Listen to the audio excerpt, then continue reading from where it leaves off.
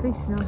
So we are here, let's just guess, we are here in Sedona. Sunny Sedona. Sunny Sedona. Which is in Arizona. I think this is just before Sedona. This is Oak Valley. Oh, but no one knows Oak Valley. Yeah, so Sedona. Which is in Arizona.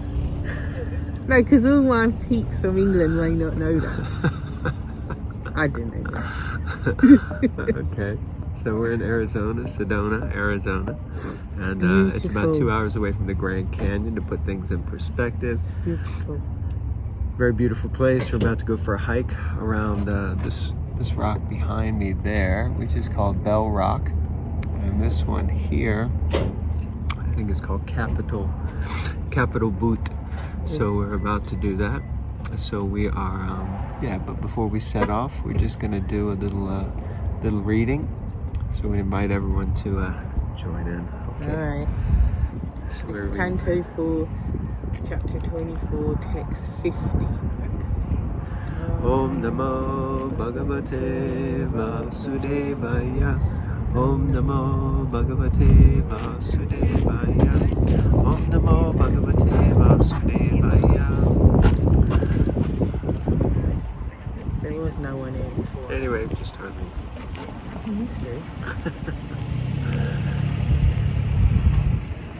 can't see it. Yeah. Right. Can't really read it if you have down the page. The Lord's abdomen is beautiful due to 3 ripples in the flesh. Being so round, his abdomen resembles the leaf of a banyan tree, and when he exhales and inhales, the movement of the ripples appears very, very beautiful.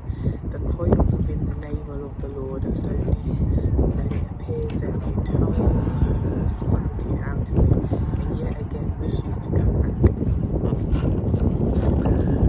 The whole universe is born out of the lotus stem, which sprouted from the navel of the Lord. Sat on the top of this lotus stem to create the whole universe.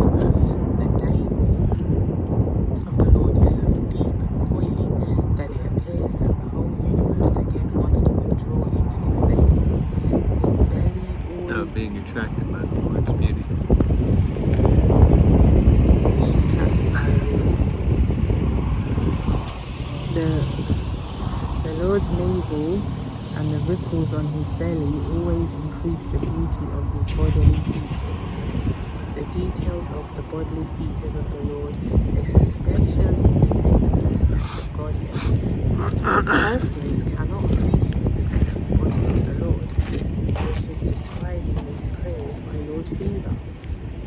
Although the impersonalists are always engaged in the worship of Lord Shiva, they are unable to understand the prayers offered by Lord Shiva to the bodily features of Lord Vishnu.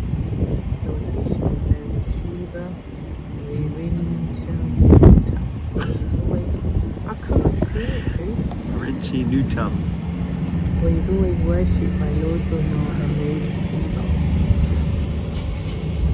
Interesting imagery that the universe is born out of the lotus stem, sprouts from the navel of the Lord, and it says his navel is so deep that the whole universe can go back into it. And it's interesting because being here, it's very majestic. If you look at these mountains and hills and whatnot, you're very much in awe of God's creation. Very much. It's very humbling. I mean, it's, so, and that's just on this earth. That's just on this earth. What to speak of the Lord himself? And Sedona isn't like Krishna's, oh look, there's a bunny rabbit. Sedona isn't Krishna's peak, creation, as it were. This is nothing compared to other planets, heavenly planets and otherwise, But it is breathtaking, truly breathtaking. So then you think, how can we even begin to understand that Lord Vishnu is so vast, so bigger than what these mountains we're seeing. That the creation is coming forth. So spirit. Inconceivable. Yeah. On that point of his navel being so deep, the entire universe can reside in. I was thinking that's a real innie. You know, people say is your belly button an innie or an outie. You ever heard that? Yeah. Okay. Why is he mentioning that? So, I think I become delirious in the sun. So the other thing is that at the moment we're reading Srimad Bhagavatam, and it's been quite amazing actually to read that with another group of devotees. And there's a whole section we're just finishing up now where Narada Muni goes to visit Lord Shiva. And Lord Shiva has been glorified as Vaishnavanam Yata Shambhu, as the greatest devotee. So Narada Muni is trying to find the greatest devotee. So he goes to Lord Shiva, and he uses all of these kind of quotes, especially I think from this section where Lord Shiva is being glorified as the greatest of devotees, the greatest of Vaishnavas. So I find it really remarkable, and I really love it, because reading that book, Srimad Bhagavatam, written by Sanatana Goswami, he has compiled a conversation between Parikshit and his mother Uttara right before Parikshit leaves, and he had to summarize the Bhagavatam to her in a way that was simple and digestible, yet potent. So every time I'm reading, I'm trying to think, where is that from? Where is that from? And so it's amazing that when we're reading the section about Lord Shiva, this is actually one of the main spaces where, and I didn't remember that either. And as we were reading it recently, and I was hearing how Lord Shiva was being glorified and also glorifying the Lord, I was thinking, wow, that's amazing. Then we come to that point in Srimad Bhagavatam Rita, and it's like, wow, that's it, just confirmation. And someone has recently mentioned on our group, like, how often it's like chanting the name of Lord Shiva or singing, Shiva Shambhu is criticized. It's like, why are you worshiping Lord Shiva? It's like, well, it's if you understand the context of Lord Shiva's relationship with the Lord, then he's the greatest of Vaishnavas, and we're meant to perform Vaishnava Seva, we're meant to glorify the Vaishnavas. So, it's a really awkward thing, because I also grew up in this space, and you've mentioned it a few times on here, how we don't often think of Lord Shiva in that way. He does the dance of destruction, he's the ruler of Tamagun, he's the king of the Bhutas, and, it's all quite horrific. But inside of all that, he's gentle. The Brahma Samhita also explains that he is actually, basically the same as, and that's what Srimad Bhagavatam Rita keeps pointing out, that he is actually not different from than the Lord. And Brahma Samhita explains that the only difference, one is like milk, the other is like curd or yogurt. So that's the distinction. And he has his own complete tattva. It's like there's Vishnu tattva and then there's Shiva tattva.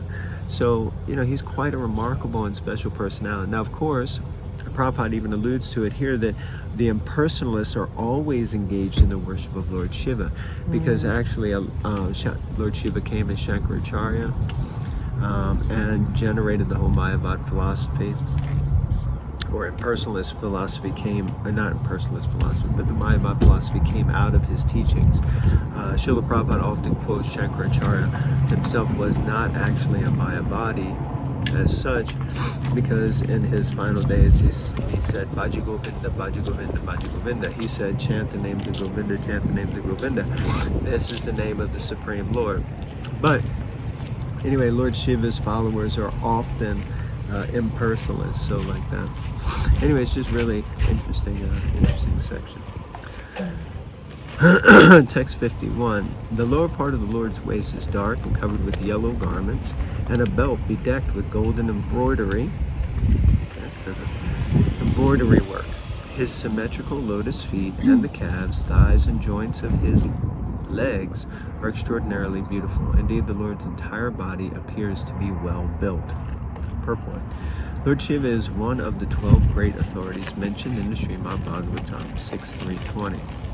These authorities are Swayambhu, Narada, Shambhu, Kumara, Kapila, Manu, Prahlad, Janak, Bhishma, Bali, Vyasaki, or Shukadeva Goswami, and Yamaraj.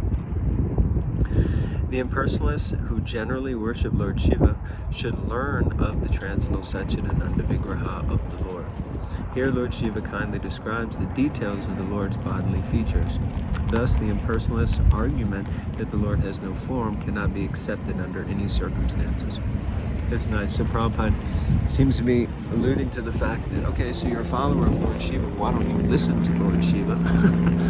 Because Lord Shiva here is describing, like, the lower part of the Lord's body, even his feet, his ankles, and his calves, and thighs, and like that. So if you're a follower of Lord Shiva, then you'll see that he is describing the personal features of the Lord.